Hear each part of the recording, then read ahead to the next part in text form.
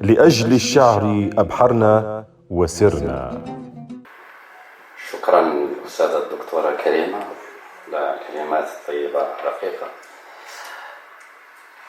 من طنجة العامرة، من طنجة الثقافة، من طنجة الحرة، عبر المغرب الحر إلى فلسطين، إلى فلسطين قلب القلوب. شكرا مهرجان طنجة الدولي على هذا الملتقى الطيب معكم أيها الأحباب.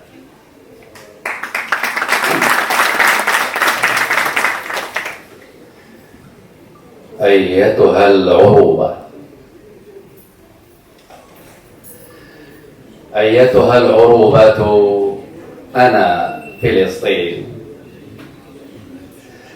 أنا العربية في العرق واللغة والدين، أنا الماضي الماجد، أنا الحاضر الحزين، أنا في التاريخ الحرف العربي الرصين، أنا الأصل، أنا الفصل في الحق اليقين، أنا الكلمات والمعاني في الشرف الوزين، أنا المفهوم العاصي على كل غاصب لعين.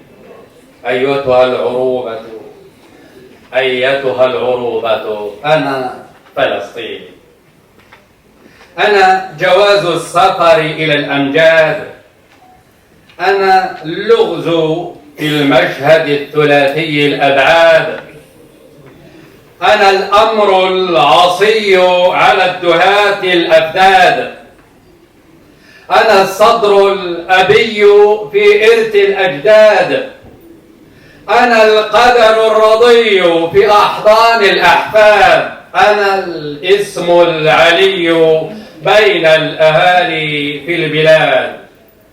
أيتها العروبة، أنا فلسطين، أنا آيات الله في القرآن، أنا المسرى في الأقصى للنبي العدنان، أنا الأرض المباركة في الميزان، أنا بقاء العروبة في بني الإنسان في كل آن، أنا الأرض والأرض أنا في عمق الوجدان، أنا فداء العروبة بالجهاد المتفان، أنا فلسطين الحق ودوني باطل زرقان.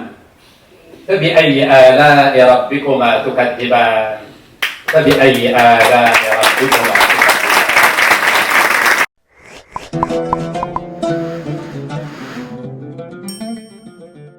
لأجل الشعر أبحرنا وسرنا.